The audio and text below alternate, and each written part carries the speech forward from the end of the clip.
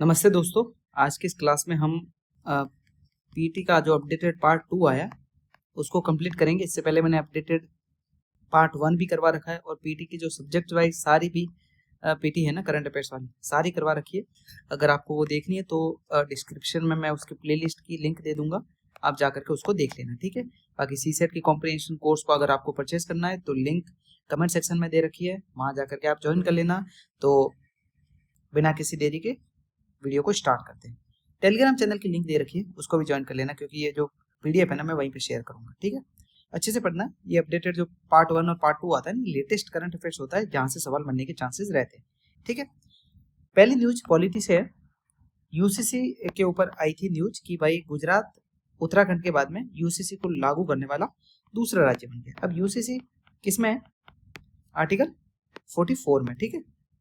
Article 44 DPSP का, जिसके अंतर्गत जो भी सिविल लॉज है ना, एक तो देखिए क्रिमिनल लॉज होते हैं तो वो तो बिना धर्म देखे आपको आपके ऊपर लगाएंगे, लेकिन सिविल लॉज इंडिया में हर धर्म के अनुसार अलग अलग बने हुए हैं। तो उनको कॉमन करने के लिए, उनको यूनिवर्सल करने के लिए कि भाई सभी के ऊपर सिविल कानून भी समान तरीके से लागू हो, उसके लिए इंडिया में आर्टिकल 44 में यूसीसी लगा रखा है। तो वो राज्यों के ऊपर है कि वो अपने हिसाब से उसके लिए कानून बनाए, ठीक है।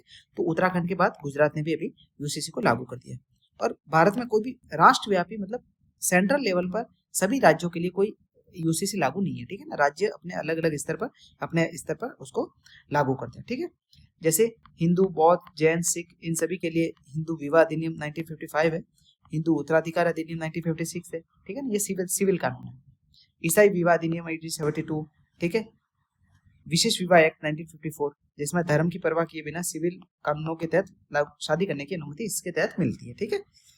ओके, बस इतना सा आपको ध्यान रखना है कि गुजरात बन गया यूसीसी लागू करने वाला सेकंड स्टेट, आर्टिकल 44 डीपीएसपी, ठीक है। दूसरी न्यूज काफी इंपॉर्टेंट है, 16 फाइनेंस कमीशन। इसको अपन ने 100 मोस्ट इंपोर्टेंट जो करंट अफेयर्स वाली सीरीज है ना, उसमें भी कवर करवाया था और बहुत ज्यादा जरूरी है क्योंकि इसमें कुछ चेंजेस हुए डेटा में। अरविंद पनगड़िया जी जो हमारे 16 फाइनेंस कमीशन के अध्यक्ष हैं, आर्टिकल 280 के तहत इसको रखा जाता है, ठीक है। राज्यों को देखिए जो टैक्स कलेक्शन का पैसा आता है ना, ठीक है, डायरेक्ट इनडायरेक्ट जितने भी टैक्सेस कलेक्ट होकर के आते हैं सेंटर के पास, उसमें से 41% राज्यों को शेयर जाता है और 59% सेंटर अपने पास रखता है, ठीक है। अब ये जो राज्यों को टैक्स जाता है ना, उसमें सेस और जो सरचार्जेस लगते हैं, उपकर और अधिभार, वो वितरित नहीं किए जाते। मतलब इन 41% में सेस और सरचार्जेस शामिल नहीं होते। अब देखिए 15 फाइनेंस कमीशन और 16 फाइनेंस कमीशन के फॉर्मूला में क्या चेंजेस आए। मतलब 41% जो पैसा बटेगा ना, वो इसी फॉर्मूले के बेस के ऊपर बटेगा। तो पहले क्या था? पहले 45% आय की विषमता। देखिए दो नई चीजें डायरेक्ट उस पर सबसे पहले फोकस जाना चाहिए आपका, कि पहले 15 फाइनेंस कमीशन में टैक्स कलेक्शन वाले जो टैक्स एफर्ट्स लगाते थे राज्य, उसके लिए 2.5% पैसा दिया था, लेकिन उसको हटा दिया है।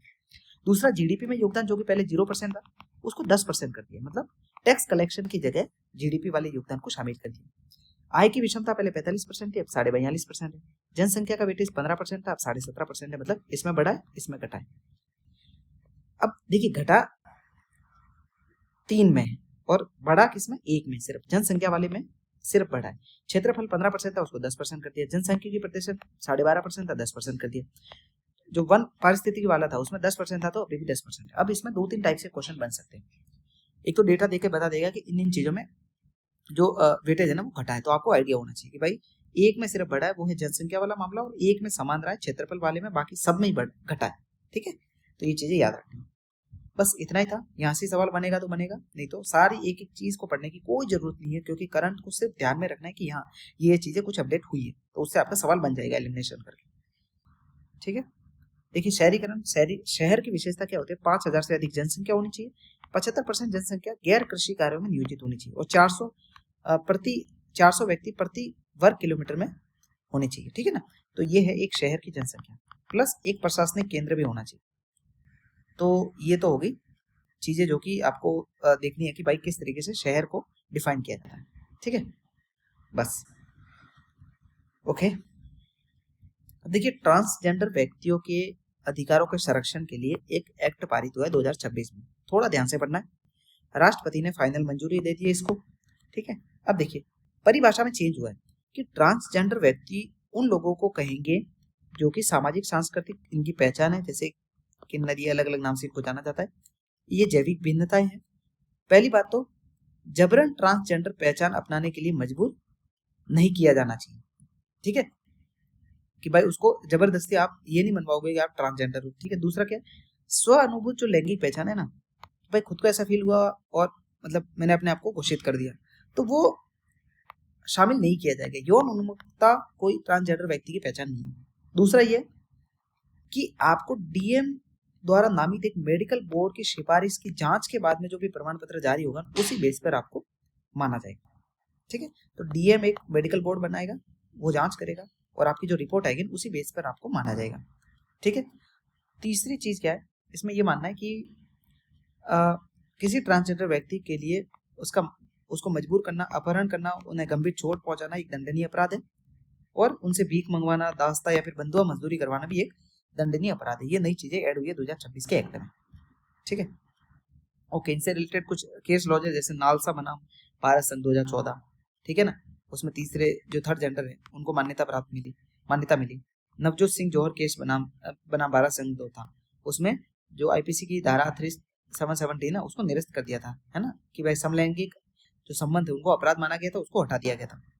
ओके, उनके लिए स्माइल योजना चलाई जाती है, पीएम दक्ष योजना है, ठीक है, इनके द्वारा इनको प्रशिक्षण वगैरह जो भी चीजें प्रोवाइड करवाई जाती है, ठीक है। तो इतना आइडिया। अब देखिए, पैसिव यूथेनेशिया हरीश राणा बना भारत संघ वाले मामले में काफी ज्यादा न्यूज में था, क्योंकि अभी तक इंडिया में ना तो पैसिव ना ही एक्टिव, ये दोनों ही तरीके के यूथेनेशिया है। यूथेनेशिया मतलब इच्छा मृत्यु, कि आप मरना चाहते हो, आपको अधिकार है या नहीं है।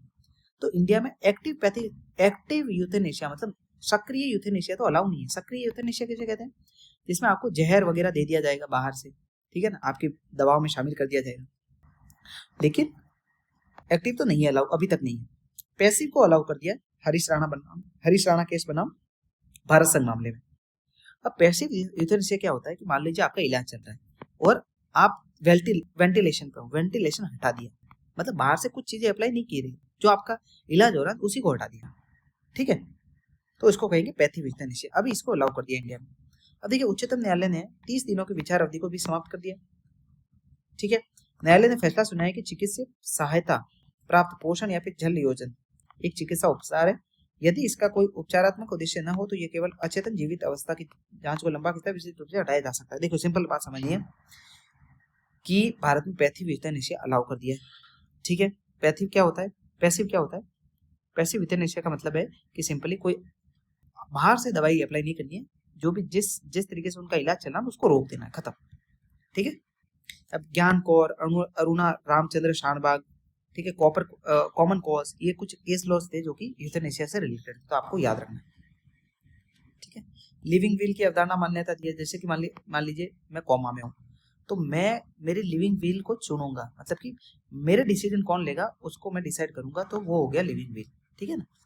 ओके, अब इसको जोड़कर पूछ लेंगे आर्टिकल 21 से, क्या कि भाई गरिमापूर्ण मृत्यु का अधिकार किसमें है, आर्टिकल 21 के अंतर्गत है गरिमापूर्ण मृत्यु का अधिकार, ठीक है ना, या फिर गरिमा के साथ में मरने का अधिकार, आर्टिकल 21 के तहत एक मूल अधिकार है, ठीक है ना। तो ये यहाँ से क्वेश्चन पूछ लेगा, ठीक है।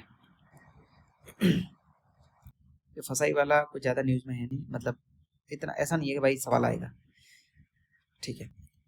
भारत के उपराष्ट्रपति ने सिंधी भाषा में भारत के संविधान का नवीनतम संस्करण जारी किया।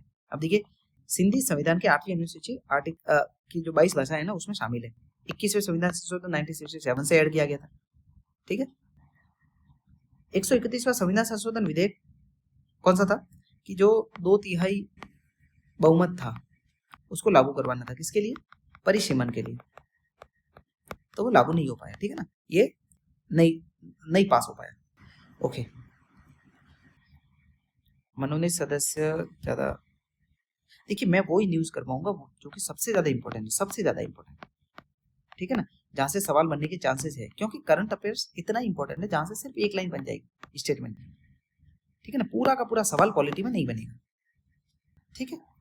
अब देखिए, ये पॉलिटी की सारी जो भी न्यूज है ना, ये आप पढ़ते हैं, स्टैटिक में भी पढ़ते हैं कि भाई स्थायी सदन से राज्यसभा से भंग नहीं किया जा सकता, हर 2 वर्षों में एक सदस्य सेवानिवृत्त होते हैं, कार्यकाल 6 वर्षों का होता है, सिंपल, ठीक है ना, तो ये पढ़ने की जरूरत है नहीं।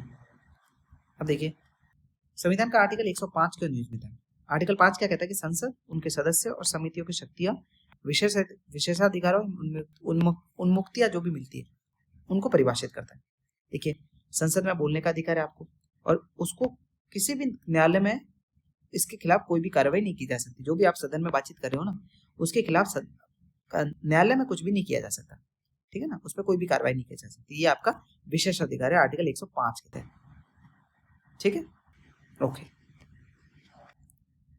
देखिए वीप क्या होता है, सिंपली आपको ये समझना है कि वीप का मतलब है कि पार्टी रूल अपनाना। जैसे मान लो बीजेपी ने कोई भी सदन में चुनाव हो रहा था, उसमें बोल दिया कि आपको इसके पक्ष में वोट देना, ये है वीप, मतलब बोल दिया, एक आदेश जारी कर दिया कि आपको इसके पक्ष में वोट देना, ठीक है। हालांकि एक वीप एक अधिकारी घोषित कर देते, वो अधिकारी ये ध्यान रखता है कि उन्होंने पक्ष में वोट दिया कि नहीं दिया, इस तरीके से, ठीक है। देखिए नेक्स्ट एडहॉक, ये ज्यादा जरूरी नहीं है ये। देखिए बहुत सारी न्यूज में होती है, आपको सिर्फ उन्हीं को पढ़ना होता है कि जो सबसे ज्यादा न्यूज में, ठीक है। मैंने 100 मोस्ट इंपोर्टेंट जो न्यूज थे ना, उनको भी करवा रखा है, तो वो प्ले लिस्ट भी मैं डिस्क्रिप्शन में दे दूंगा, उनको जाकर के देख लेना आप, बहुत ज्यादा इंपॉर्टेंट है, ठीक है वो। ओके, अब एससी का दर्जा कैसे मिलता है? उच्चतम न्यायालय ने व्यवस्था की है कि संविधान के अनुसूचित जाति आदेश 1950 के तहत एससी का दर्जा केवल हिंदुओं, सिखों और बौद्धों तक ही सीमित है। मतलब इसमें मुस्लिम कम्युनिटी नहीं है, ठीक है, ना पारसी है। अब देखिए, हिंदू सिख और बौद्ध के अतिरिक्त धर्म परिवर्तन करने पर जाति, जो अनुसूचित जाति का जो आपका दर्जा है ना, वो रद्द हो सकता है, ठीक है, पूर्ण रूप से समाप्त हो जाएगा। ओके, एसटी का दर्जा धर्म के आधार पर नहीं है, ठीक है, उनकी जनजातीय पहचान होती है, निरंतरता होती है, सामुदायिक स्वीकृति होती है, ठीक है। लेकिन एससी का दर्जा धर्म के ऊपर डिपेंड करता है ना। आप हिंदू, सिख और बौद्ध के अतिरिक्त किसी और धर्म में शामिल हो जाते हो तो आपका एससी का दर्जा छीन लिया जाएगा, ठीक है ना। नेक्स्ट देखिए, रैन के आयोग किससे रिलेटेड है? डीएनटी, जो डी नोटिफाइड ट्राइब्स होती है ना, उनके समुदाय की पहचान और उनकी सूची बनाने से रिलेटेड है। इदाते आयोग राज्य व डीएनटी से रिलेटेड। नॉर्मली याद रखना कि भाई डी नोटिफाइड ट्राइब्स होती है ना, उनसे रिलेटेड है इदाते आयोग, रैन के आयोग। ओके, मतदान का अधिकार एक संवैधानिक अधिकार है, फंडामेंटल राइट है नहीं है, ठीक है ना। क्यों? क्योंकि ये आर्टिकल किसमें दे रखा है? 325, 326, ये कोई फंडामेंटल राइट नहीं है। फंडामेंटल राइट कौन से? जो कि भाग 3 में दे रखे, ठीक है ना। राइट टू रिकॉल क्या होता है कि आपने मान लीजिए किसी विधायक को चुन लिया या फिर सांसद को चुन लिया और आपने उसको वापस भी बुला लिया, ठीक है ना। आपका जब भी मन किया मतलब कि बहुमत के आधार पर ये फैसला लिया जाएगा कि इस सदस्य को सदन में रहना चाहिए या फिर नहीं रहना चाहिए। स्विट्जरलैंड वगैरह में जो डायरेक्ट डेमोक्रेसी होती है ना, उसका ये एक तरीके से उसकी विशेषता है, ठीक है। भारत में ये ऐसा नहीं होता, ठीक है। ओके, अब देखिए सीएपीएफ एक्ट आया था 2026 का। अब इसमें क्या हुआ है कि सीएपीएफ के अधिकारियों की भर्ती, प्रतिनियुक्ति, पदोन्नति, सेवा शर्तों में कुछ बदलाव हुए। यह अधिनियम विशेष रूप से सीएपीएफ के पदों पर आईपीएस अधिकारियों की प्रतिनियुक्ति का प्रावधान करता है, ठीक है। इससे पहले उच्चतम न्यायालय ने 2025 में निर्देश दिया था कि सीएपीएफ में डीआईजी या फिर उप महानिरीक्षक या फिर आईजी महानिरीक्षक के पदों पर आईपीएस अधिकारियों की प्रतिनियुक्ति को 2 वर्षों के लिए क्रमिक रूप से कम किया जाए, ठीक है। अब इस अधिनियम का प्रमुख प्रावधान क्या है? नियम बनाने की शक्ति के केंद्र सरकार को निर्देश करता है कि वो सीएपीएफ के अधिकारियों से संबंधित जितने भी नियम होंगे ना, वो बनाएगा। दूसरा क्या है? किन सीएपीएफ पे लागू? ये विधेयक प्रथम अनुसूची में सूचीबद्ध 5 जो सीएपीएफ मतलब संस्थाएं हैं, जैसे रिजर्व पुलिस फोर्स है, सीमा सुरक्षा बल है, औद्योगिक सुरक्षा बल है, भारत तिब्बत आईटीबीपी है, ठीक है, सशस्त्र सीमा बल है, इनके ऊपर ये लागू है। वर्तमान में असम राइफल्स और एनएसजी इसमें ये शामिल नहीं है, ठीक है। केंद्र सरकार की अनुसूची में संशोधन सीएपीएफ के अन्य सशस्त्र बलों पर भी इसके प्रावधान को लागू कर सकती है, ठीक है। मतलब केंद्र सरकार इसको एक्सटेंड भी कर सकती है। ओके, ठीक है, नेक्स्ट देखते हैं। इम्पैक्ट फॉर न्यूट्रिशन पहल किसकी है? सिंपली बताना है, ठीक है, नीति आयोग और यूनिसेफ की। इम्पैक्ट फॉर न्यूट्रिशन पहल, ये पोषण 2.0 का लक्ष्य बच्चों और महिलाओं दोनों के लिए जो पोषण मानक है उनमें सुधार करना, सिंपली। तो इम्पैक्ट फॉर न्यूट्रिशन किसकी पहल है? नीति आयोग और यूनिसेफ, ठीक है ना। यूनिसेफ मुख्यतः बच्चों के लिए और जो महिलाएं हैं उनके पोषण से रिलेटेड काम करता है, ठीक है। देखिए एनसीईआरटी को केंद्र सरकार ने डीम्ड टू बी यूनिवर्सिटी घोषित किया है। अब एक विश्वविद्यालय की शैक्षिक स्थिति और इसके विशेषाधिकार प्राप्त होते हैं। मतलब एनसीईआरटी को भी अब जो विश्वविद्यालय के अधिकार होंगे ना, शैक्षिक स्थिति और जो विशेषाधिकार है वो सारे इसको भी प्राप्त होंगे। इसे यूजीसी की सलाह पर केंद्र सरकार द्वारा घोषित किया गया। ठीक है, नेक्स्ट देखते हैं।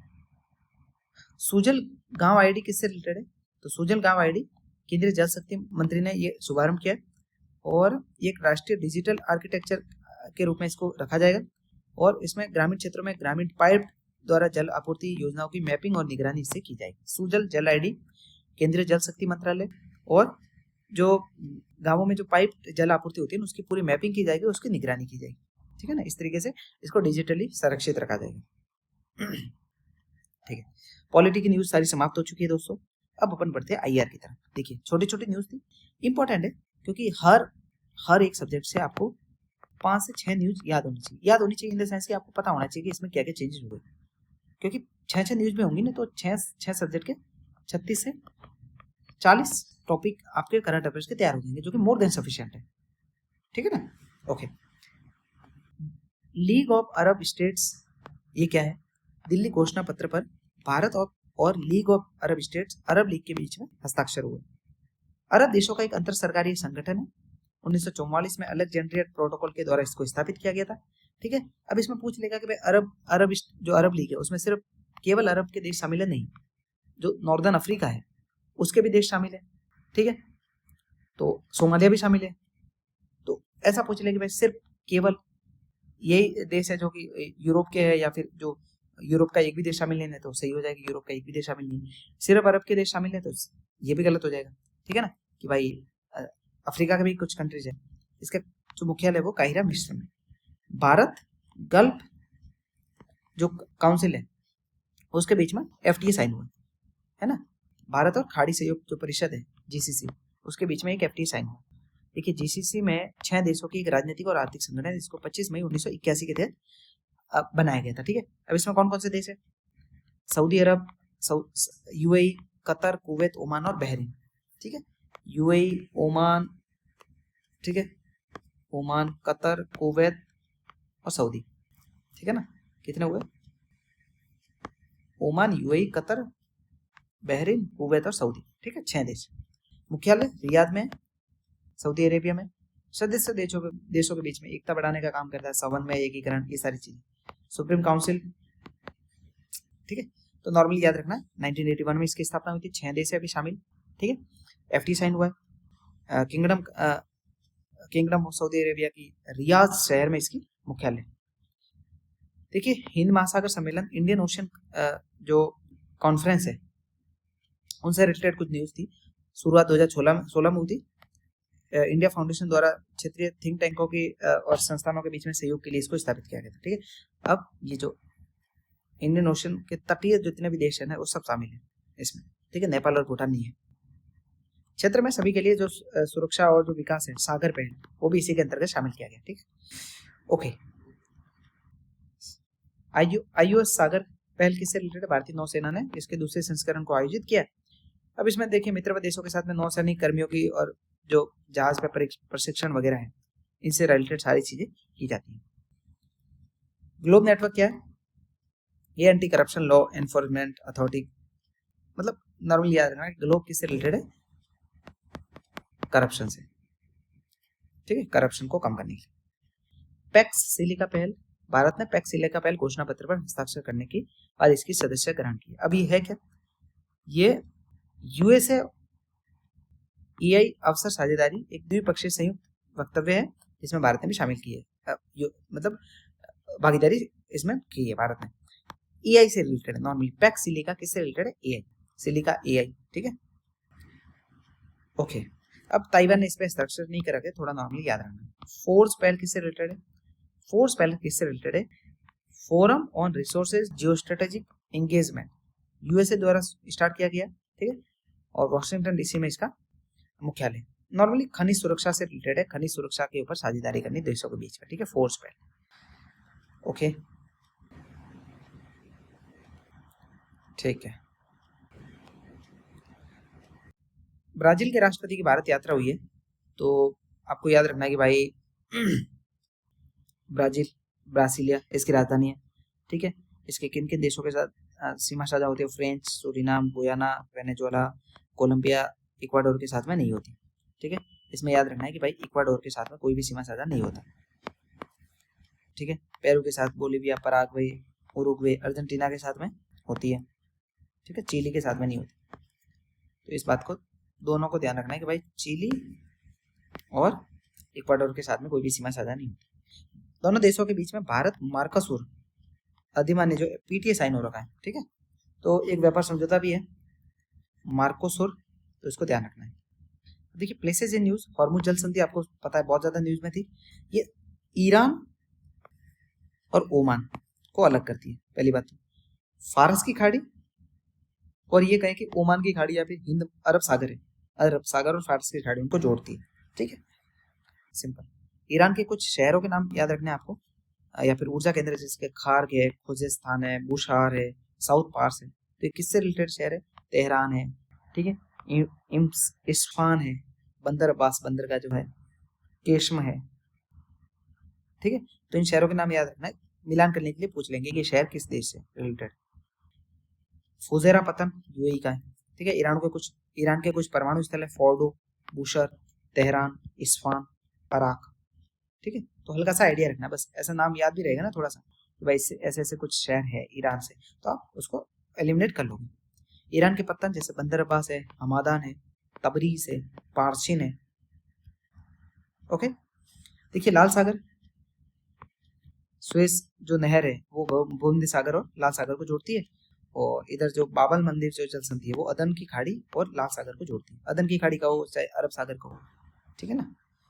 कैस्पियन सागर देखिए कौन कौन जुड़ा हुआ, कजाकिस्तान, तुर्कमेनिस्तान, ईरान, अजरबैजान और रसिया। ठीक है ना, एक लैंड लॉक्ड है पूरा, लवणीय जल की एक झील है, पृथ्वी का सबसे बड़ा अंतर्देशीय जलीय निकाय है, और यहाँ पर पेट्रोलियम प्राकृतिक गैस भंडारण मतलब काफी मात्रा में इसका भंडार मिलता है। ओके, अल फशेर सूडान से रिलेटेड है, बस नॉर्मल एक एक लाइन में याद रखना, अल फशेर सूडान। डिनोमा किससे रिलेटेड है? ये भी सूडान से रिलेटेड शायद है। डिनोमा इजराइल मिसाल, डिनोमा इजराइल, हाँ ईरान से रिलेटेड है, सॉरी इजराइल से रिलेटेड। South Pars Iran. ठीक है, लितानी रिवर लेबनान, टायर शहर दक्षिणी लेबनान। ठीक है ना। डियोगो गार्सिया, देखिए न्यूज में क्या था, क्योंकि 2025 में यूके ने चागोस द्वीप समूह की संप्रभुता को मॉरिशस को सौंप दिया था, और डियोगो गार्सिया को अगले ही दिन 99 वर्ष के लिए यूके ने वापस इसको पट्टे पे ले लिया। देखिए डियोगो गार्सिया चागोस जो द्वीप समूह उसी का एक हिस्सा है। ठीक है, सदर्न मोस्ट पार्ट में दिखता है, मॉरिशस के नॉर्थ में, मेडागास्कर के भी नॉर्थ में, सेशल्स के साथ में, ये मालदीव के नॉर्थ साउथ में। ठीक है, थोड़ा बहुत आइडिया होना चाहिए कि कहाँ पर ये है। ओके, सेशल्स मेडागास्कर के नॉर्थ में। ठीक है ना। बस देखिए डोनबास एरियाज जो है वो कहाँ पर है? यूक्रेन और रसिया के बीच में। ये पीवाईक्यूज में देख लेना आप, आ चुका है ये क्वेश्चन।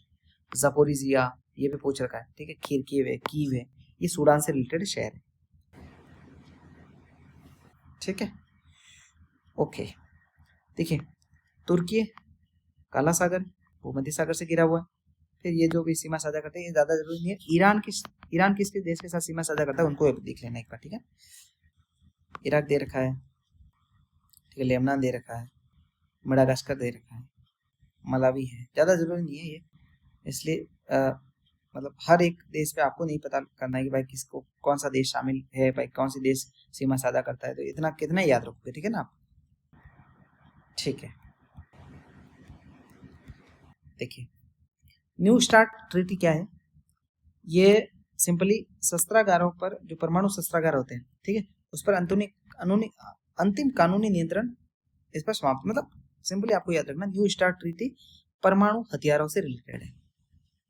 ठीक है ना, परमाणु हथियारों से रिलेटेड है। ओके, सीएपीएफ अपन ने पढ़ लिया। देखिए इसको याद रखना, असम राइफल्स का प्रशासनिक जो मतलब जो भी कहते हैं कि प्रशासनिक नियंत्रण है ना, वो तो गृह मंत्रालय के अंतर्गत है, लेकिन इसका परिचालन रक्षा मंत्रालय के अंतर्गत होता है। ठीक है ना, ये दोनों डिफरेंस एक बार आपको याद होनी चाहिए। ओके, ठीक है। अभ्यास सी ड्रैगन, भारतीय नौसेना उत्तरी प्रशांत महासागर में गुआम द्वीप के आसपास सी ड्रैगन में भाग ले रही है। ठीक है, अमेरिकी क्षेत्र है। ठीक है, देखिए अब इकोनॉमी से रिलेटेड बातचीत करते हैं। देखिए मॉस्पाई ने वार्षिक और त्रैमासिक राष्ट्रीय लेखा अनुदान और जीडीपी से इनकी नई श्रृंखला जारी की। देखिए नया आधार वर्ष अब 2022-23 है, इससे पहले 2011-12 था, ठीक है ना, 22-23, और सीपीआई के लिए 2024, ठीक है ना, याद रखना बस। ठीक है, वेस्टर्न डेडिकेटेड फ्रेट कॉरिडोर। देखिए इंडिया में कितने फ्रेट कॉरिडोर है? अभी 4 है ना। ईस्टर्न फ्रेट कॉरिडोर, पूर्व पश्चिम सब कॉरिडोर, पूर्व पश्चिम सब कॉरिडोर पार्ट 2, उत्तर दक्षिण सब कॉरिडोर, ठीक है ना। तो थोड़ा बहुत आइडिया होना चाहिए कि भाई ये कहाँ से स्टार्ट होते हैं। खड़गपुर से विजयवाड़ा, पालगढ़ से दानकुनी, दानकुनी कहाँ पर है? पश्चिम बंगाल में, ठीक है। तो ये शहरों के नाम थोड़ा बहुत याद करना है। ओके, ठीक है। चैंपियंस एमएसएमई बजट में भी दे रखा था, तो एसएमई ग्रोथ फंड इनके लिए लाया है 10,000 करोड़ का, ठीक है ना। और इनको सपोर्ट देने के लिए आत्मनिर्भर भारत फंड में 2,000 करोड़ की अतिरिक्त राशि भी रखी गई है। ट्रेड्स किससे रिलेटेड है? तो वो प्लेटफॉर्म क्षमता वगैरह प्रदान करना है इनको, ठीक है। कॉर्पोरेट मित्र पैरा प्रोफेशनल होते हैं जो कम लागत पर नियमों को लागू करने के लिए एमएसएमई की मदद करते हैं, ठीक है ना। अब एमएसएमई की भी नई परिभाषा आई है, इसको आप एक बार पढ़ना है, ठीक है ना, कि भाई एमएसएमई किसे कहते हैं। तो पहले कुछ क्या था, उसमें कुछ चेंजेस हुए, देखिए पढ़ लो। देखिए पहले निवेश इन्वेस्टमेंट में 1 करोड़, 10 करोड़, 50 करोड़ था, अब इसको अपडेट करके 2.5 गुना बना दिया। मतलब 2.5 करोड़, 25 करोड़ और 125 करोड़ का निवेश। फिर इसका 5 बढ़ा दिया, इसका 5 बढ़ा दिया, और इसका कितने गुना हो जाएगा? इतना याद मत रखो यार, सिंपली कंफ्यूजन। 2.5 करोड़ का 10 करोड़, 25 करोड़ का 100 करोड़ और 125 का 500 करोड़, ठीक है। सिंपल अपडेट याद रखना बस, ठीक है। नेक्स्ट आगे बढ़ते हैं। एसेट मोनेटाइजेशन नहीं, मतलब है क्षेत्रीय संपर्क। बायोफार्मा शक्ति, देखिए केंद्रीय बजट 2026-27 में बायोफार्मा शक्ति, उसमें टेक नवाचार, इससे रिलेटेड जो स्वास्थ्य सेवा के विकास के लिए कुछ घोषणा की गई है, और भारत को जैव जो विनिर्माण है उसके हब के रूप में विकसित करना है। 3 नए राष्ट्रीय औषधीय शिक्षा अनुसंधान जो नींव पर स्थापित किए, ठीक है ना। 7 जो मौजूदा थे उनको भी अपग्रेड किया जाएगा और 3 नए स्थापित किए, ठीक है। तो इतना याद रखना आपको बस। भारत औद्योगिक भव्य किससे रिलेटेड है? औद्योगिक विकास से रिलेटेड, सिंपल। वाणिज्य मंत्रालय, प्लग एंड प्ले औद्योगिक पार्क स्थापित किए जाएंगे, ठीक है। 6 वर्षों की अवधि तक इसको लागू रखा जाएगा। 33,500 करोड़ के आसपास का पैसा दे रखा है, ठीक है। ओके, औद्योगिक लेयर इंडिया में कितने? 11 है, ठीक है। ज्यादा कुछ न्यूज इतनी इंपॉर्टेंट थी नहीं, पहले भी अपन ने करवा रखे 55 मोस्ट इंपॉर्टेंट टॉपिक में। देखिए पेट्रोलियम भंडार आपको याद रखना है, रणनीतिक पेट्रोलियम भंडार, जो कि भविष्य में अगर पेट्रोल की कमी हो जाए या फिर ऑयल की कमी हो जाए तो उसको, जैसे चंडीगढ़, ओडिशा, विशाखापत्तनम आंध्र प्रदेश, पादुर मंगलुरु कर्नाटक में, तो ये 3 जगह है, ठीक है ना। इंडिया एएस क्या है? भारतीय लेखा मानक है, यानी भारतीय बीमा क्षेत्र को विश्व स्तर पर स्वीकृत मानकों के अनुरूप उनको बनाना है। देखिए भारत विस्तार ये इंपॉर्टेंट है। सिंपली क्या याद रखना है कि कृषि क्षेत्र में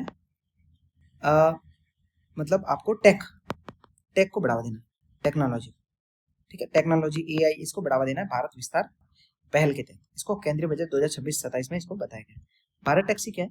सहकारी आधारित टैक्सी सेवा भारत में स्टार्ट की जाएगी, सहकारी स्तर पर टैक्सी सेवा, ठीक है ना।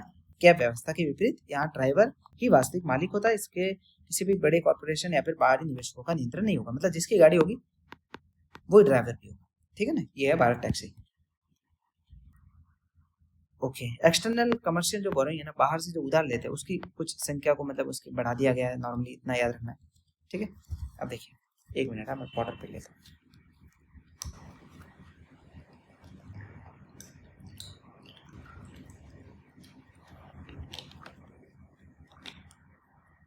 ठीक है,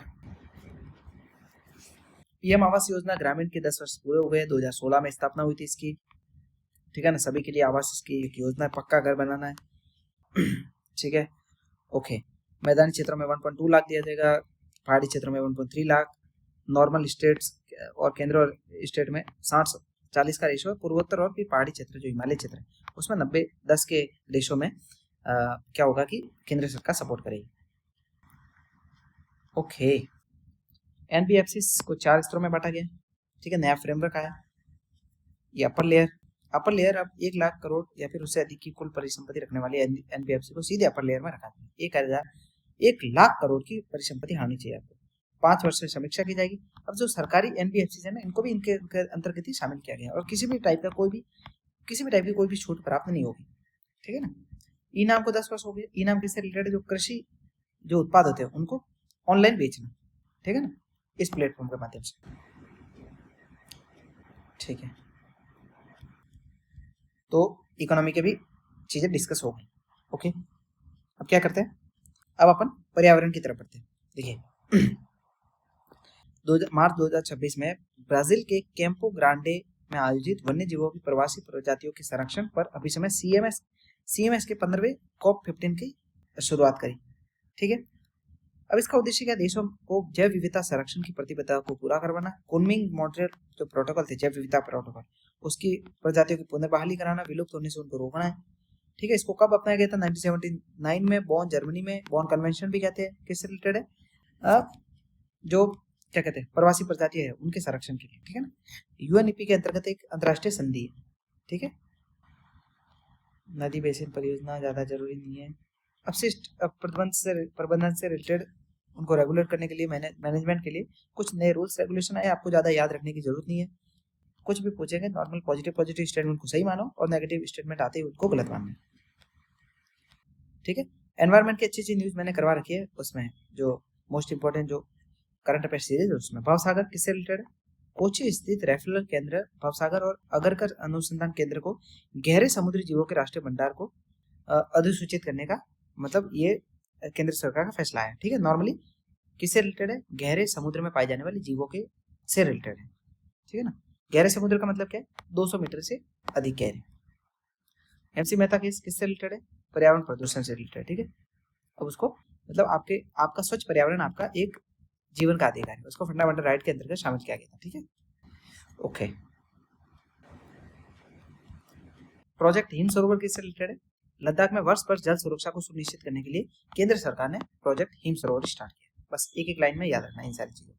पीएम ई ड्राइव योजना किससे रिलेटेड है, ई ड्राइव जो है ना वो नॉर्मली इलेक्ट्रॉनिक जो वाहन होते हैं उनसे रिलेटेड है, ठीक है। दोपहिया वाहन, इलेक्ट्रॉनिक तिपहिया वाहन, ठीक है, ये इसके अंदर शामिल है। इसमें सब्सिडी दी जाती है, 2024 में स्थापित की गई थी। भारी उद्योग मंत्रालय इससे रिलेटेड रेगुलेशन रखता है। Okay, Asia zero emission community में भारत के विदेश मंत्री ने शिरकत करी थी। नॉर्मली याद रखना है, जीरो एमिशन मतलब कि उत्सर्जन को कम करना, ठीक है ना, जीरो स्तर पर लेकर के, मतलब जितना आप उत्सर्जन कर रहे हो उसको उतना कैप्चर भी कर रहे हो, ठीक है। नेत्रा पहल किससे रिलेटेड है, बांध सुरक्षा से। धर्मा पहल बांध सुरक्षा, उसके डेटा भंडारण से रिलेटेड है, ठीक है। ओके, बी कॉरिडोर्स किससे रिलेटेड है, एनएचएआई ने राष्ट्रीय राजमार्गों के किनारे पर अपनी तरह के पहले बी कॉरिडोर विकसित करने की घोषणा की है। अब ये क्या होगा, मधुमक्खी अनुकूल वनस्पतियों को एक क्रमिक रूप से लगाना, ठीक है ना, इसमें पुष्प वृक्ष होंगे, पादप होंगे। केवल मादा जो मधुमक्खी होती है ना वो डंक मारती है, ये आपको फैक्ट याद। डार्क ऑक्सीजन जो कि काफी समुद्र की गहराई में जो बनती है ना ऑक्सीजन, जो पॉलीमेटेलिक नोड्यूल्स होते हैं उनकी रासायनिक जो अभिक्रिया होती है, रिएक्शन होती है, उससे ऑक्सीजन का उत्सर्जन होता है, वो होती है डार्क ऑक्सीजन, बहुत ज्यादा गहराई में समुद्र के, ठीक है।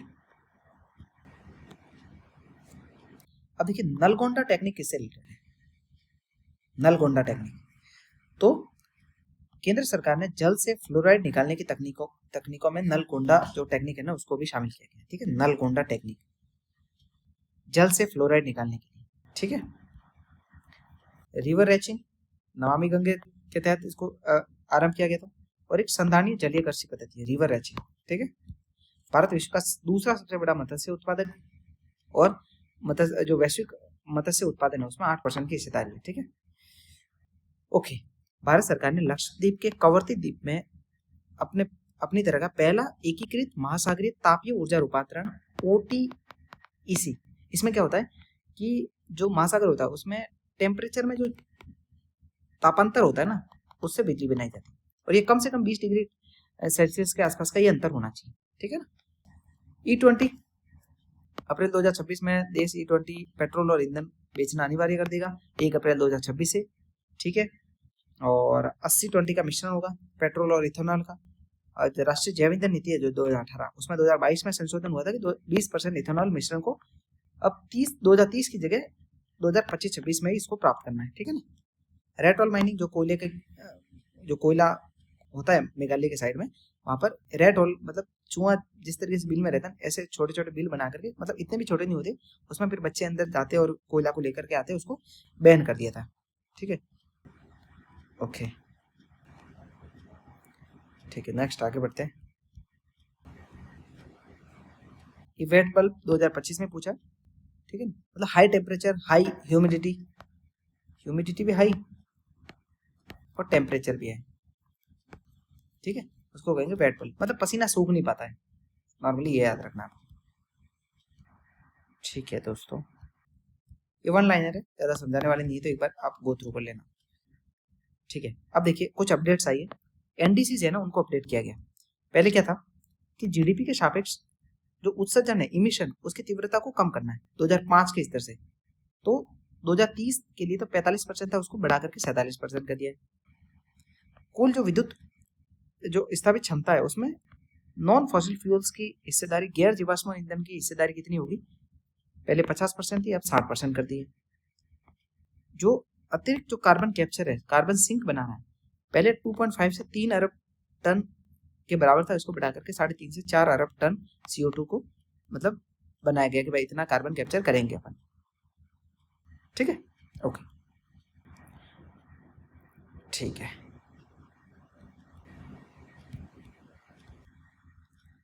अब देखिए ये कुछ फैक्ट्स है, तो आप मैं PDF भेज दूंगा, उसमें से देख लेना, ज़्यादा वीडियो लंबे करने से आपका फालतू टाइम बर्बाद होगा, इससे आप खुद भी पढ़ सकते हैं 2 मिनट में, आपको मतलब फिर 10 मिनट की वीडियो खींचने का कोई मतलब नहीं।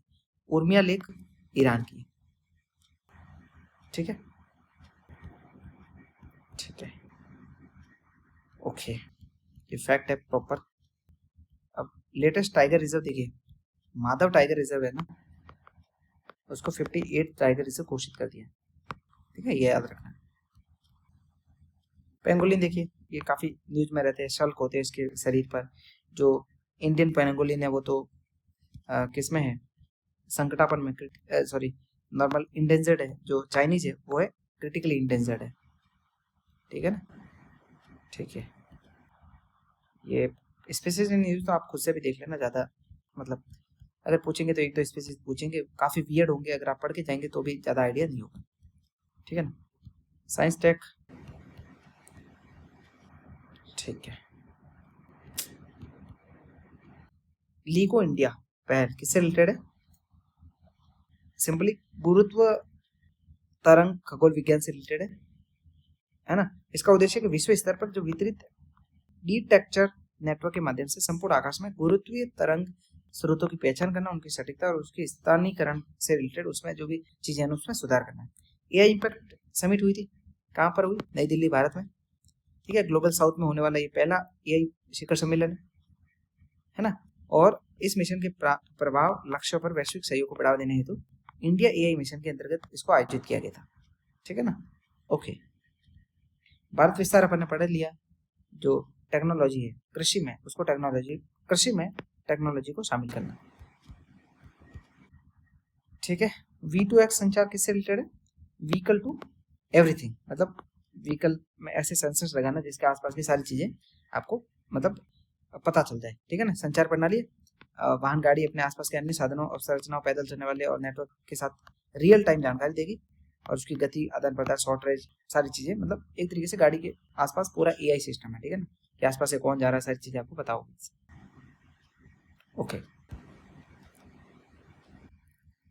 Human papilloma virus cervical cancer की रोकथाम के लिए एक राष्ट्रव्यापी ह्यूमन पेपिलोमा वायरस का टीकाकरण के अभियान की शुरुआत करी, ठीक है। HPV यौन संचारित संक्रमण होता है, ठीक है, और जननांग और जो गले को प्रभावित कर सकता है, और यौन रूप से जो सक्रिय लोग होते हैं ना उसमें ये अक्सर एक बार जीवन में देखा जाता है, ठीक है। सर्वाइकल कैंसर एकमात्र ऐसा कैंसर है जिसकी रोकथाम या फिर टीके के माध्यम से इसकी रोकथाम की जा सकती है। ठीक है, ओके। देखिए गावीपेल एक वैक्सीन अलायंस है, ठीक है ना, जिसको WHO, यूनिसेफ, विश्व बैंक इन सब ने मिलकर के स्टार्ट किया था। ठीक है, ठीक है। देखिए भारतीय गरीब कल्याण अन्न योजना के तहत जो चावल फोर्टिफाइड चावल मिलते थे ना, उसको अस्थायी रूप से इसमें रोक लगा दी गई है। इतना याद रखना है। नॉर्मली भारत में सिर्फ कपास है ना, उसकी कमर्शियल फार्मिंग को मतलब उसको अलाउ किया गया अभी तक भारत में, जो GI BT कॉटन है उसको। ठीक है, आर्टेमिस सेकंड मिशन किससे रिलेटेड है? चंद्रमा के चारों तरफ मानवता की पहली मानव युक्त यात्रा होगी, मतलब 4 लोग हो जाएंगे आर्टेमिस सेकंड के तहत, और चंद्रमा के चारों तरफ एक चक्कर लगा करके आएंगे। ठीक है ना, okay. Artemis second. D orbit and burn प्रक्रिया पूछ ले कि वायुमंडल में प्रवेश करने से पहले अंतरिक्ष यान अपनी गति को धीमा करके इंजनों की उल्टी दिशा में चलना शुरू करता है। ठीक है, जिससे पृथ्वी का गुरुत्वाकर्षण है ना, वो वायुमंडल को सीधे खींचता है, तो उसको कम किया जा सके, इसके लिए डी ऑर्बिट बर्न प्रक्रिया इसको कहते हैं। ठीक है ना, जैसे कि मान लो ये पृथ्वी है, ये इसका वायुमंडल है, और ये ऐसे स्पीड से आ रहा है पृथ्वी का, तो ये उल्टी दिशा में इसकी मतलब स्टार्ट कर देगा एनर्जी, तो मतलब कम स्पीड हो जाएगी, जिसकी वजह से मतलब एक तरफ से धक्का न लगे। ठीक है ना। मून शॉट परियोजना किससे रिलेटेड है? प्रत्यारोपण या फिर नॉन इन्वेंसिव, बिना सर्जरी के इस्तेमाल होने वाले ब्रेन को प्रोसेस करना है सिंपली। ठीक है ना, ओके। प्रोजेक्ट ग्लासविंग एंथ्रोपिक ने साइबर सुरक्षा की कमियों का पता लगाने के लिए AI का उपयोग करते हुए प्रोजेक्ट ग्लासविंग को स्टार्ट किया गया था। तो AI का उपयोग करते हुए मतलब साइबर सुरक्षा से रिलेटेड सारी जानकारी को पता लगाना। ठीक है ना, ओके। मिशन मित्रा किससे रिलेटेड है? गगनयान चालक दल की मानसिक, शारीरिक और परिचालन क्षमताओं के परीक्षण के लिए इसको स्टार्ट किया गया था। मॉन्स माउंटेन चंद्रयान 4 मिशन के तहत चंद्रमा पर लैंडर को उतारने के लिए मॉन्स माउंटेन की मतलब पहचान की गई है। दक्षिण ध्रुव के आसपास है ये चंद्रमा के, ठीक है, एक पर्वत है। ठीक है, नेक्स्ट देखते हैं स्वॉट उपग्रह क्या है। देखिए surface water and ocean topography, स्वॉट उपग्रह। ठीक है ना, महासागर तल के नए मानचित्र का अनावरण किया इसमें। ठीक है, प्रोजेक्ट मेवन किससे रिलेटेड है? AI कार्यक्रम है प्रोजेक्ट मेवन अब ईरान के खिलाफ अमेरिकी हमलों के केंद्र में है। ठीक है ना, प्रोजेक्ट मेवन ईरान के खिलाफ जो भी अमेरिका के हमले हो रहे हैं उसको प्रोजेक्ट मेवन के तहत इसको नाम रखा गया। ठीक है,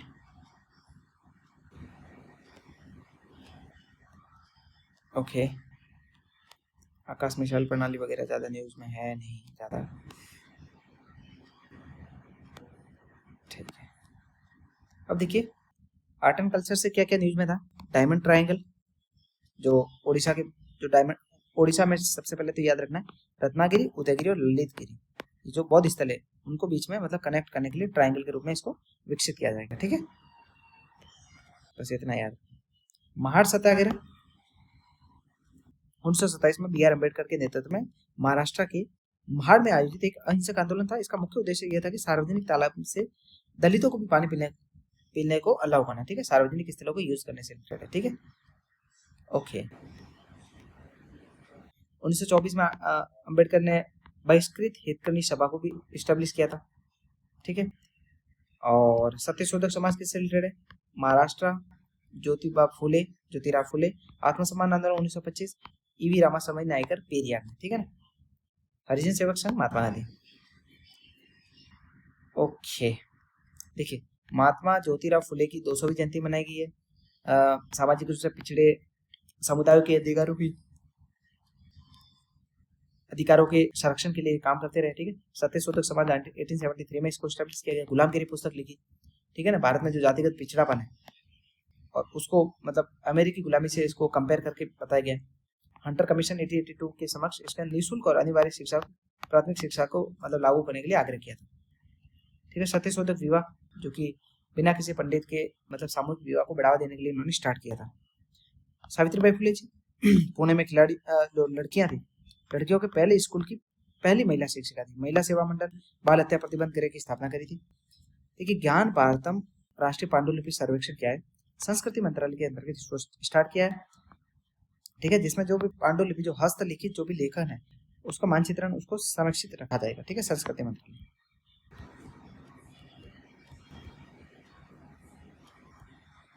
ठीक है,